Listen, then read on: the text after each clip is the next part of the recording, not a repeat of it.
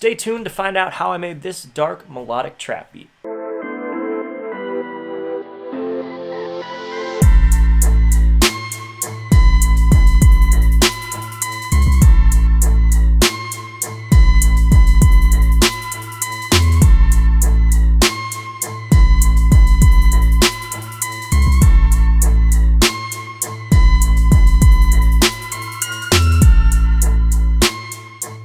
Welcome back, my name is Jack. Thanks for tuning in to the video. It's my goal to help creative music makers make better music at home. Last night I did a live stream where I made my first beat in Ableton Live 11. As many of you know, the software came out yesterday. I was one of many people who snagged it right away, and I couldn't wait, but I wanted to get in there and make a beat really quick. And it ended up being what I consider a pretty cool, like dark melodic trap beat. So in this video, what I'm gonna do is actually walk you through how I made it, show you a couple tips and tricks that I think you could pick up for your own production, whether it's in Ableton Live or a different software. But without further ado, let's get into Ableton Live 11. And hey, if you could, before we do, drop a like on this video to let YouTube know that it's a good video.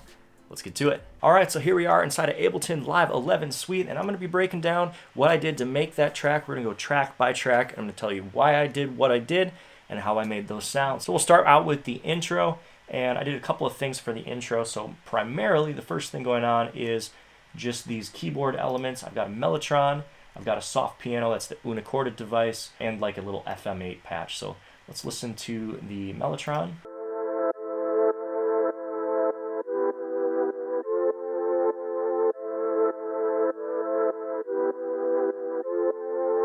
We'll add in the Unicorda.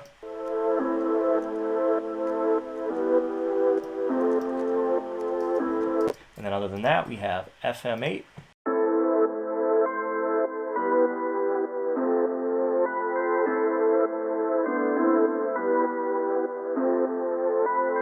All right, and then other than that, I just got a little riser right here that leads us into this next section, as well as some orchestral strings from Contact Session Strings, which I'll talk about in a minute. Now, one other thing I want to point out about the intro is I do have quite a bit of master effects happening, and all of these shut off right as the verse hits. And I wanted to do this to have the biggest impact I could when the verse starts. So let's take a listen to that.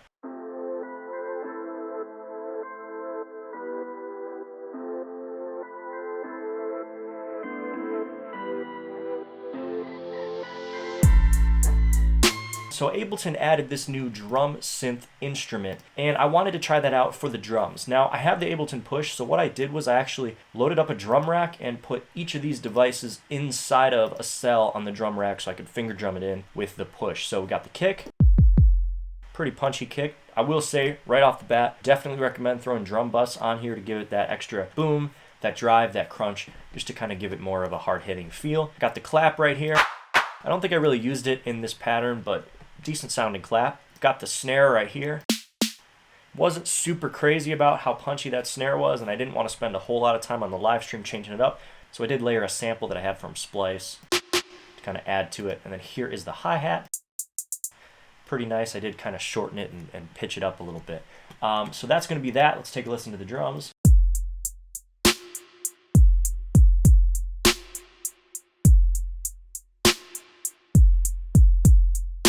All right, next we have what I'd consider like running hi-hats. So what I actually did was I used the snare or the hi-hat guy right here, and I resampled it. So I just created one note, recorded it into a new track. If you don't know how to do that, let me know in the comments. I can make a video on it. But I resampled it and I threw it into a sampler here, and then that way I was able to draw it in melodically. So let's hear that real quick.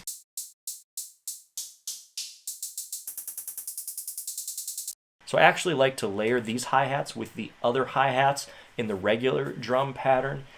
Some people might be like, you know, whoa, whoa, take them out, all that kind of stuff. But I don't know, I think it sounds cool. I don't feel that they clash too much. If I do, then I'll go back and take them out. But I've got the simple hi-hat pattern going on here. Just an alternating velocity. Then layered with the running hats, it sounds like this.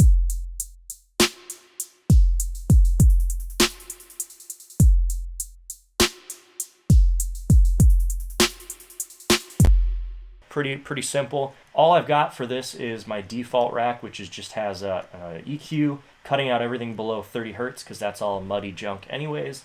And then a utility that I'm not using, it's just on the default state. Sometimes I have that if I want to do gain automations, because pro tip, don't ever automate the volume control, automate gain on a utility, because if you do that and you automate it here on the volume control, then if you go to mix it later and you change it, it'll actually deactivate your automation. So definitely recommend doing it on the gain knob control. All right, next thing, what do we got? We've got our drums. We just have a little crash right here. It's just a reversed crash. It kind of gives us a little transition feeling into the verse. So nothing crazy going on here. Again, this is just my default audio rack. I could delete it. It's not doing anything. All right, moving on to the sub. So the sub is going to be a default preset from Ableton Live, and I think this is available in all versions of Live. It might not be available in the lower entry-level versions, but it is just a sub device that's inside of Ableton. It's called Two-Way Boom. What I usually do, though, is I pull the release back a little bit and pull the drive and the glide time down, because it's a little sloppy feeling at the beginning, but set that up and let's hear how it sounds.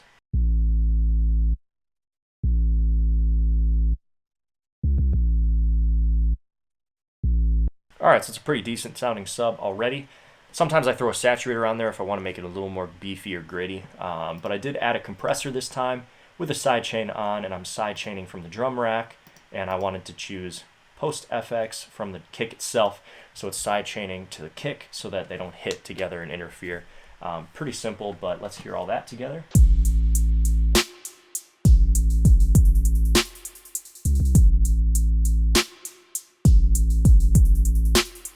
All right, the next thing I've got is actually going to be a contact instrument. It's one of their Lo-Fi Glow presets, and I just put drip on there because I think it's a decent plugin, and the Lo-Fi preset's pretty cool if you want to soften stuff up. Also auto filter with a little bit of the low end gone just to kind of give it that high end sheen. Let's listen to it by itself.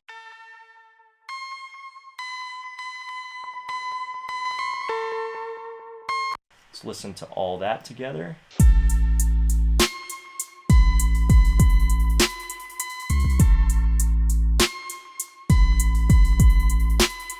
All right, so yeah, I mean, that's already kind of the main idea for the verse section of the track. That's that, like, the dark kind of track, but it's going to get to more of like a melodic, emotional kind of trap thing for the hook. So from there, I'm going to add some strings. So this is actually from Session Strings in Contact, but I ended up freezing it because the way Session Strings works is it's kind of randomized, and I wanted to just kind of like finalize it and make sure that it wasn't going to be random every time I played it. So let's add that in.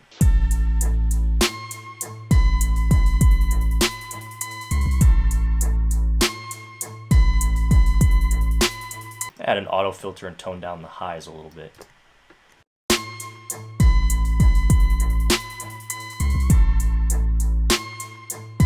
Yeah, so I think it's a cool little addition. It adds a little bit of a rhythmic feel that kind of fills in the gap, I feel like, in that verse section. So I think that's pretty good. Let's go ahead and move down to the next thing. This one's going to be a guitar track I was doing like some riffing over. I might go back and chop it up and find little pieces that I like, but for now I'm not going to use it. I did pull a couple of samples out of it for the guitar, and that came out kind of cool, so let's hear how that sounds.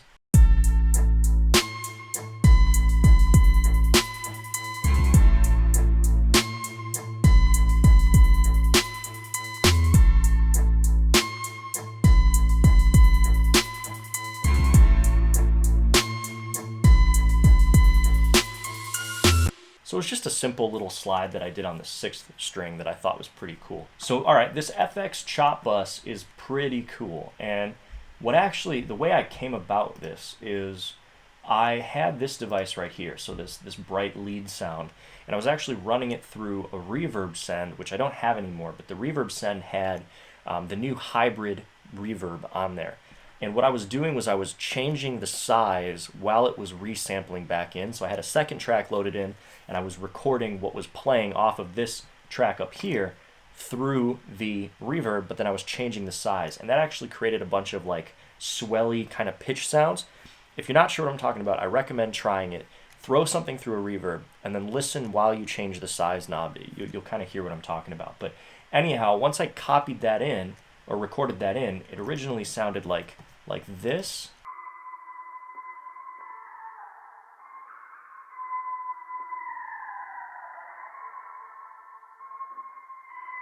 So you can hear the little pitch swells. I chopped that up into a bunch of different tracks and layered it here, and we'll hear how that sounds by itself.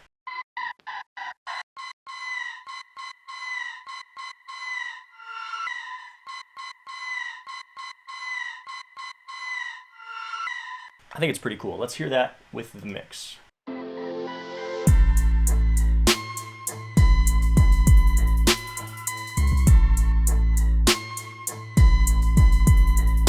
If you want to find out exactly how I came about that sound and how I chopped that up, do check out my live stream. I'll put a card here if it lets me. I really recommend just watching that through because, again, it'll show you in a lot better detail than what I can do here. All right, now we're going to move on to the hook. And the hook is kind of this melodic, uplifting part compared to like this dark, menacing kind of verse. And then it gets kind of hopeful in the chorus. And that's kind of what I was going for. So this is just going to be the sub with the drums.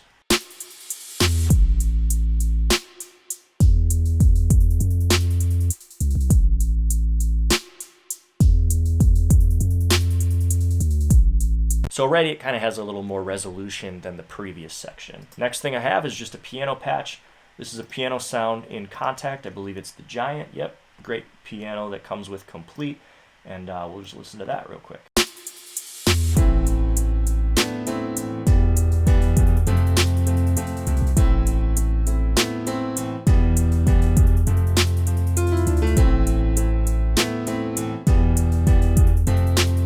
Another thing I added was this cloud lead. This is another Contact device. This one's called Cloud Supply. That's how I got the cloud for the title. Let's check that out.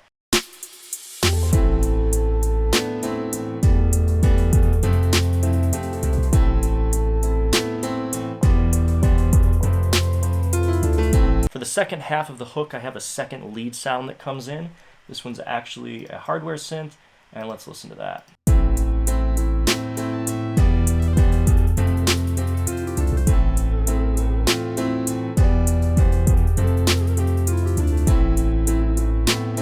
One other thing that's going on in the hook is this Access Virus patch. Basically, this started out as a chord progression similar to the other chords that are already happening in the hook. This does have like a string sound to it, so let's hear that real quick.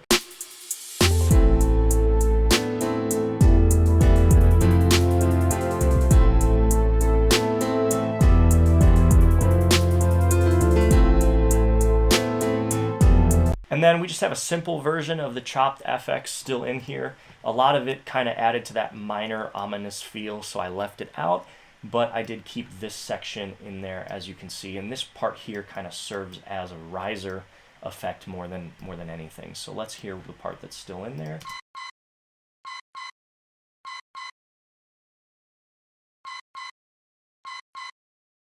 And then from there, the verse-chorus structure kind of repeats, and the outro is just a piano sound.